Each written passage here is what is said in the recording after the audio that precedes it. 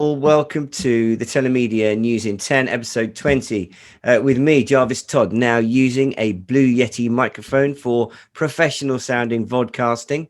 And him over there, Paul Skeldon, who I know he's been sounding good ever since we started, not only because, boy, does he know everything about telemedia, that's mobile payments, mobile marketing, mobile advertising, you name it, anything to do with value-added services, digitalizing, monetizing traffic and content. Mr. Paul Skeldon, the word meister for Telemedia News, Telemedia Magazine, Telemedia Online. Hello, Paul. Hello, mate. I realise I look a bit like a Stilton. You do look a bit cheesy, mate. You do look a little bit cheesy. It was meant to be summery, but I look like a sweaty cheese. You've got a rich vein of telemedia knowledge running right the way through you. Very good. Let me tell you what we're going to do today, Paul. We've got lots to get through. We're going to start off first section, conversational commerce. We've got a couple of interesting stories there, plus some stats from Juniper on how mobile is leading on digital commerce spend. We're then going to segue into payments, more specifically contactless payments. But obviously, there's a real synergy there between contactless payments and the wonderfully seamless nature or frictionless nature of mobile payments, which we are such big fans of. There's also a couple of reports around that we're going to talk about. And we're also going to talk about how QO cards are fitting into that payment ecosystem. Another really hot topic is cybersecurity. Obviously, that's a regular feature. Particularly interesting because, of course, ransomware is in the news with the US pipeline, but it's also in the telemedia news as well. And we're going to be also highlighting a really interesting interview that you did with David Lotfi from Avena. And also there's a brand new fraud report out from Upstream. In fact, there's two reports, one from Upstream and one from MEF. So we're going to touch on that. So boy, oh boy, mate, that we've got a lot to do. Much to get through. It's always so busy these days, thanks to the thriving digital economy. It really is. And it's just as well that, I mean, so busy, you have no chance to do anything other than put your hair up in a ponytail and go all alternative, which I'm loving that look, by the way. So I'll say it. I won't say it. Yes, I will. Okay, without further ado, first story. Well, how else do you start? Adobe. You can't start without that. It's your catchphrase. Adobe enables engagement through conversational messaging channels with Cinch, with the Cinch partnership. A Cinch conversational API enables brands to build, enrich, and optimize omni-channel customer interactions. You've been talking a lot about this, mate. Yeah, I have. I love conversational commerce. What I particularly like about it, and what I particularly like about this story is it's yet another story of a massive company that has global reach and that would, you'd think, be at the forefront of all things consumer interaction, Adobe in this case, that's, I think, been caught napping a bit and has had to buy in the skills to deliver conversational commerce. We've seen it with a few other companies. Cisco did it, and a couple of other players over the months we've talked about this. And Adobe here, which is, quite a big player in sort of customer interaction, hasn't got the sort of messaging, live chat, instant messaging kind of thing or the piece of the puzzle that they need. Cinch, the lucky recipients this time of their largesse, are there to provide it. So yes, it's about these sort of big comms companies having to add sort of not live chat, the sort of over-the-top messaging chat, so WhatsApp and that sort of functionality, because that's where the consumers are. Over lockdown, they've all been talking to brands and companies on WhatsApp and through social media, and a lot of these sort of tools that were built, these massive platforms, didn't really take that into account, and they're having to buy it in, which is boom time for many telemedia players. In this case, Cinch. Well, and that set against the backdrop of a sector that is now awash with data, and there was another report from our dear friends at Juniper, digital commerce, key trends, sectors, and market forecast 2021-25. You can download that on the Telemedia Online website under white papers and reports. And the sort of headline that they put out was digital commerce spend to top 11.6 trillion in 2021 as transactions to digital channels accelerate. So again, with that set as your background, no real surprise that conversational commerce is just becoming such an important part of everyday life in the digital world, I guess. Well, absolutely. I mean, I think it's no surprise really that it's such a large number for digital commerce. I mean, because to be fair, Juniper have looked at sort of every kind of sort of digital purchase from e-commerce right through to sort of downloading games and ringtones and stuff like that. So it's a massive market. It's only going to get bigger. In some ways, $11.6 trillion might actually be an underestimate possibly. But yes, I think this sort of does put what Adobe's done with Cinch into some context, because everything is now online and a lot of commerce is done through online, and the ways consumers want to do that is not necessarily through the ways they were doing it sort of a year, 18 months ago.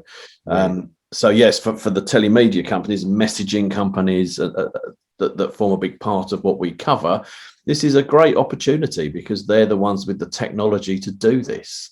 And I think it's not going to be long before we start to see all of those other sort of old school services, chat, dating, all that. They're suddenly going to have a much richer and more sort of commercialized approach. It won't just be done how it used to be done in the past. They're going to be much more vital services, and I think it's interesting not to play out. And I think that the market for digital commerce is going to be enormous by 2025. No, I agree. It's already immense. So it is just going to accelerate. Even with the shops open now, a lot of sort of anecdotal stuff from retailers is that people are going into the shops because they haven't been able to go out for such a long time, but they're sort of shopping in different ways. That they're doing much more with their phones while in the store, or they're turning up saying, "I saw this online, have you got it?" Or they're bringing stuff that they bought online back and exchanging it in store and all that. So I think even with like shops open, the digital side of things is still going to be massive. Yeah. No, it's 100%. But what I also think is really interesting is that,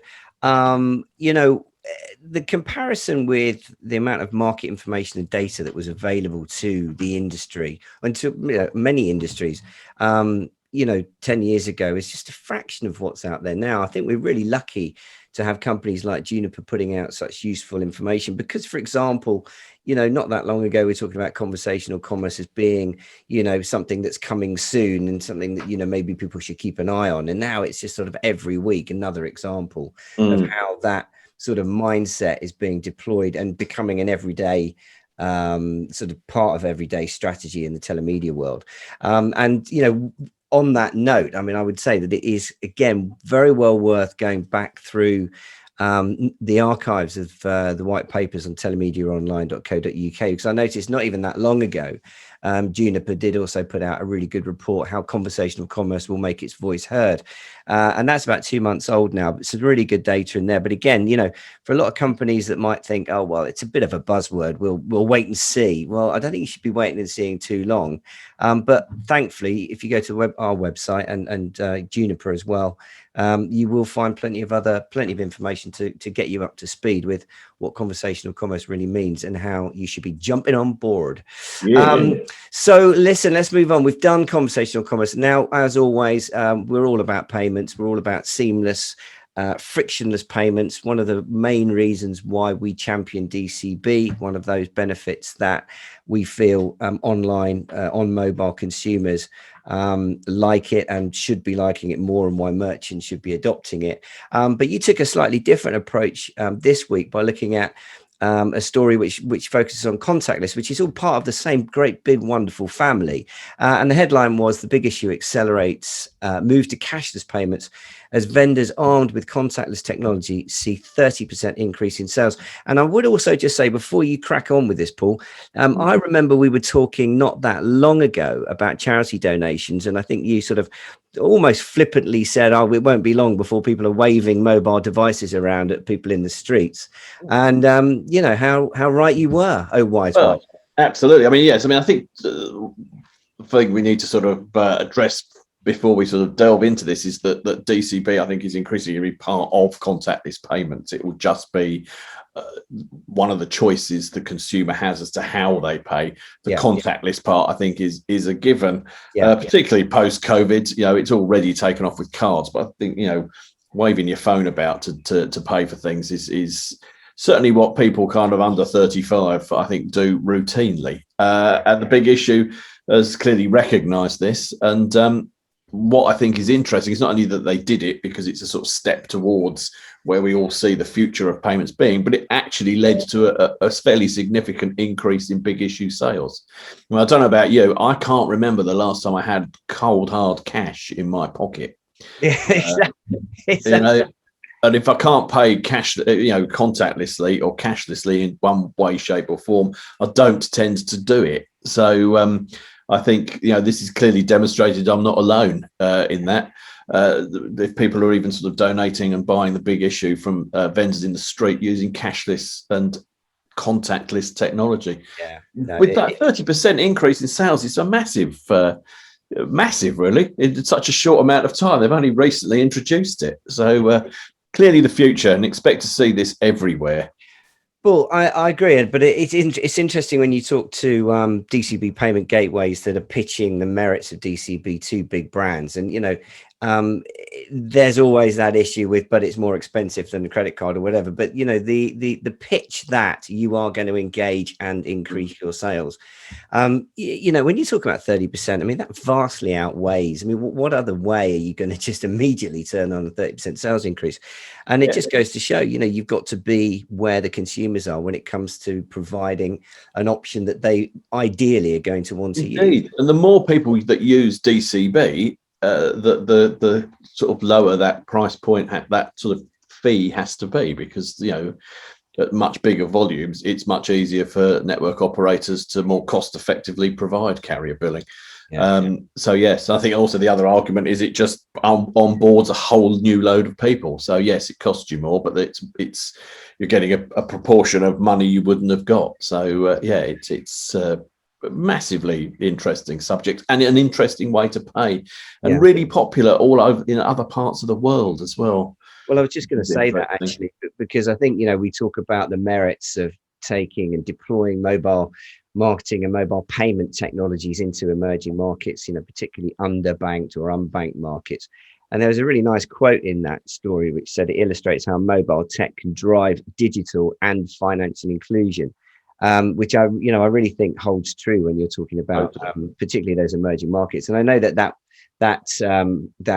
buzzword finclusion, something that's been sort of slightly peripheral to the telemedia sector for a while, because I know that a lot of the big operators have been talking about it, and John Barros, I know, who's put some sessions together on Telemedia 8.1, talks about that bigger picture and the sort of the wider responsibilities of our industry to be able to, include and engage people that up until this point, where they didn't have a mobile phone in their hand, would not have been able to, just do some of the basics. And this really is a good illustration of, if you take the poorest sections of our society and you're actually allowing them and enabling them to be banked and to make transactions and to, to actually make their way in the world. So I think it's a really good news story, and it really illustrates the importance of what our industry and the sort of surrounding industries in the sort of digital payments world are really actually doing some good out there, and I think something we should be very proud of. Absolutely. So with a tear in my eye, you sentimental old fool, you.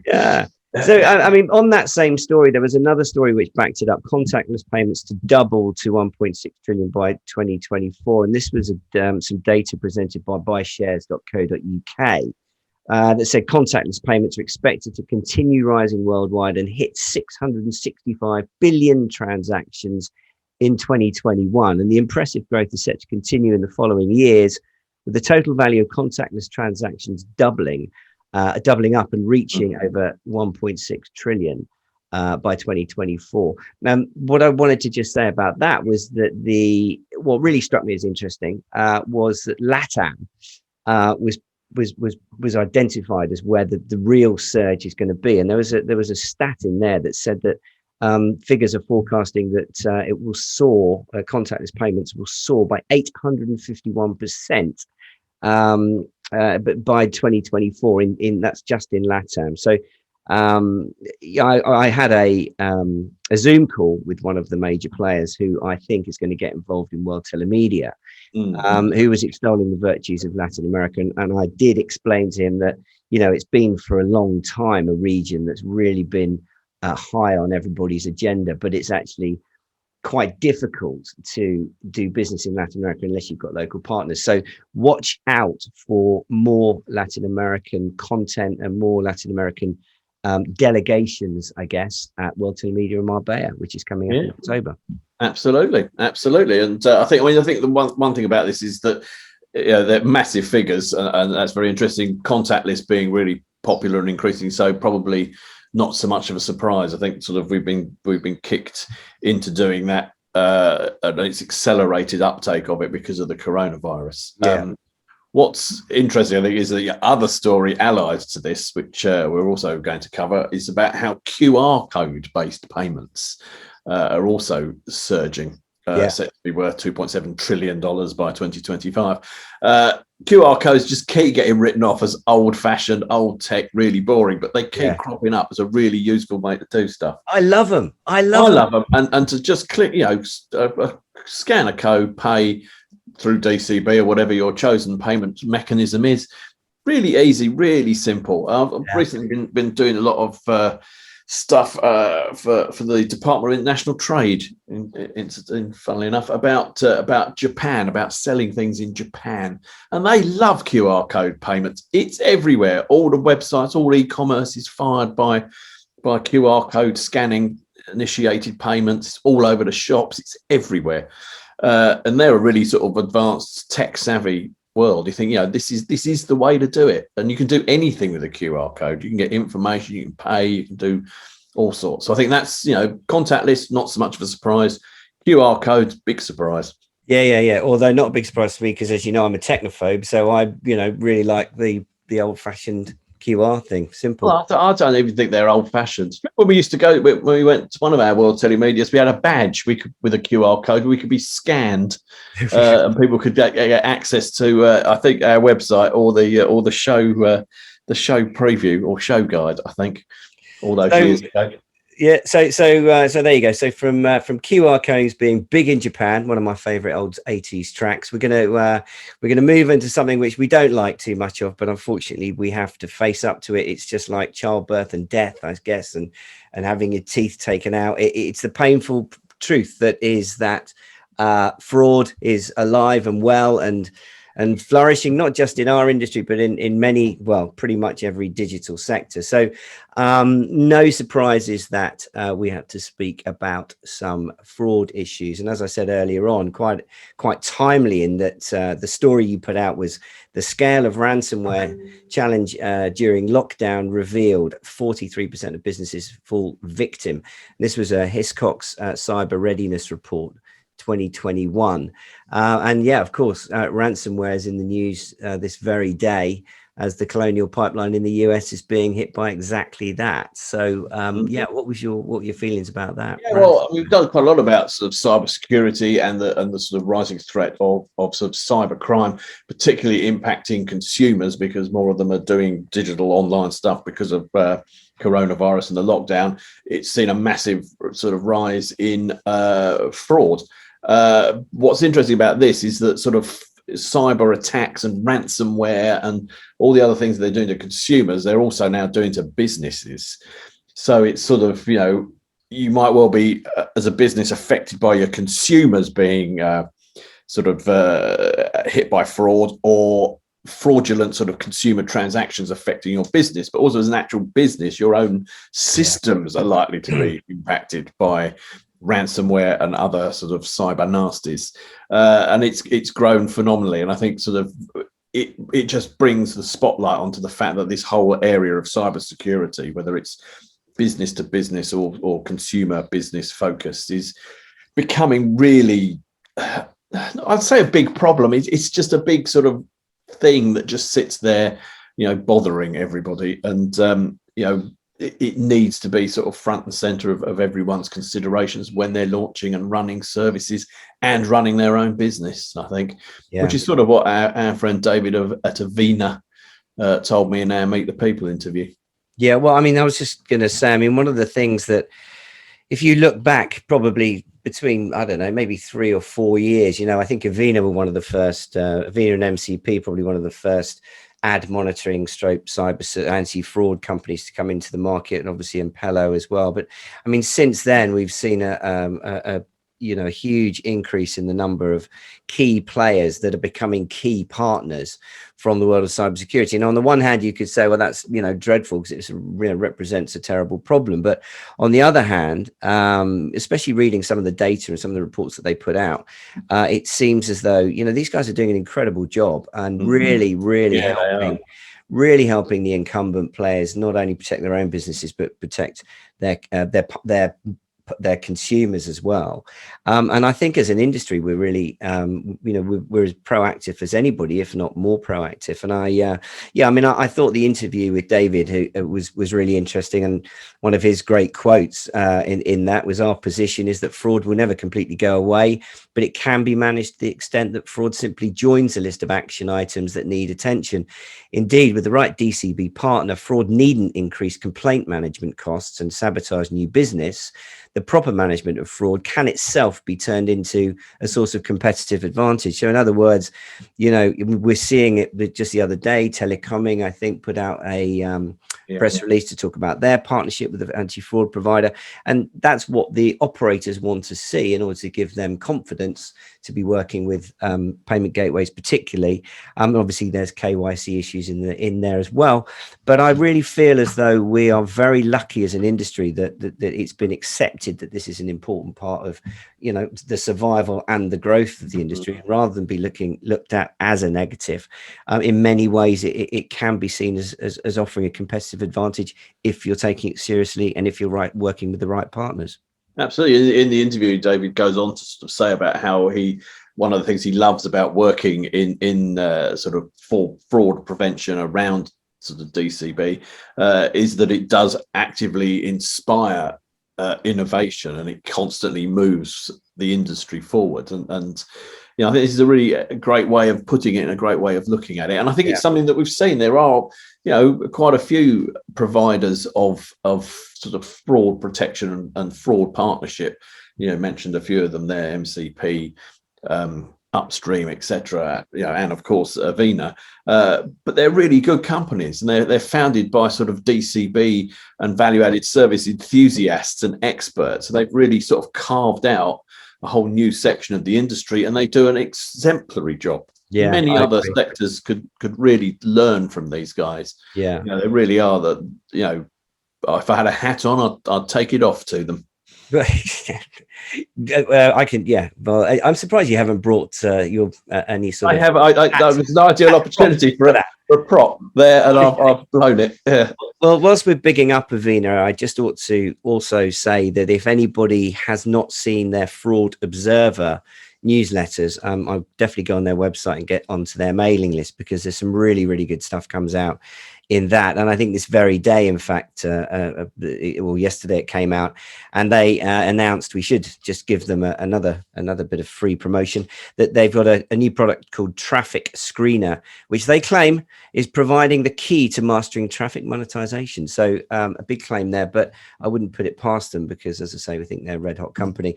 Also on that, there's a new report, A Pandemic on Mobile, how mobile ad fraud has advanced since COVID-19. And that's been put out by our great friends at Upstream, who have got the Secure D technology. I don't know if you've had a chance to see that, have you, Paul? Yeah, I had a look at it. They've put a lot of stuff out lately, actually, Upstream. Some really interesting reports and analysis of the data they've gathered. And yeah, no, it's another really great report from Upstream, sort of looking at, in this instance, mobile ad fraud.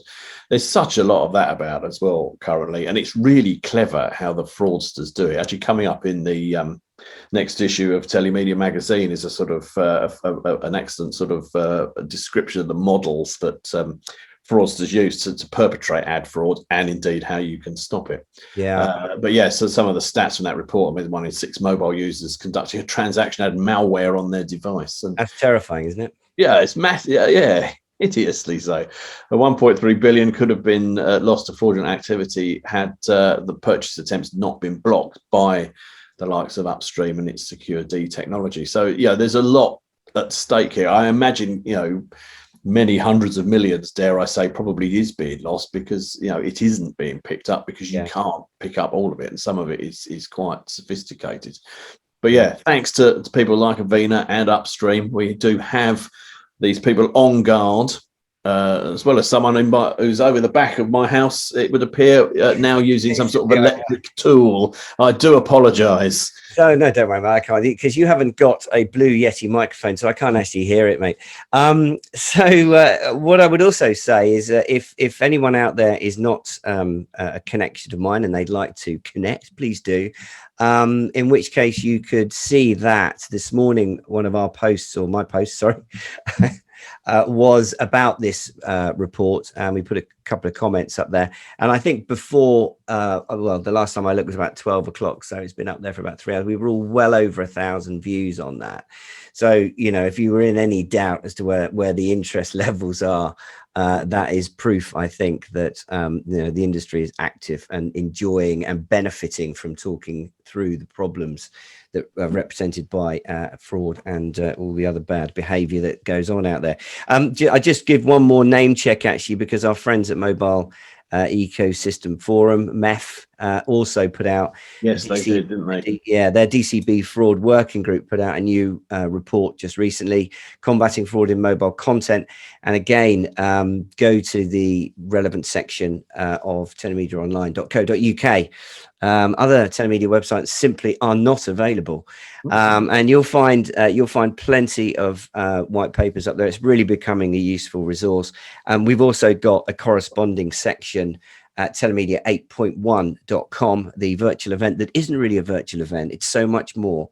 And there's also a white paper section there, which you can go to, and we regularly add content to. So I think that is something that, we would encourage people to use as regularly as possible.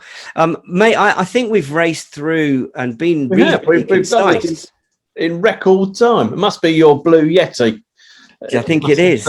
It must be focusing your mind as well as your sound waves. I think it's intimidating me. I feel like I'm tongue-tied. It's a fierce-looking thing, I have to say. It's huge. It's like a little friend on my desk. A bit like R2-D2, imagined in the 21st century. Yes. Okay, well, listen, it's lovely to see you. Thank you for coming out of the Telemedia shed for a few moments before you need to go back into the darkness. I'll go back in for a tinker. Yeah, and we will see you again in 2 weeks' time. Newsletter coming out in a week's time. I just want to say one other thing to our Telemedia 8.1 attendees. We're putting together our version of Zoom networking. It's not going to be live. We want some talking head videos, please. 2-minute talking head videos. If you get in touch with Geraldine or we can explain a little bit more, but you should have had a letter or an email. It's probably not a letter. I don't know if we do letters. We probably don't do letters anymore. That's quaintly retro. I like that. And I'm ashamed to say that you won't have received a text from us either, which is even more appalling. But there you go. So please take a look at that. Send us imagine that you are sitting in front of the client of your dreams, and you've got 2 minutes to impress the hell out of them. So we want to see some of those videos, and we're going to put them up on a carousel on Telemedia 8.1, so people can watch that whenever they want, or they can ultimately click on a talking head and see the videos themselves. So we're building up a library.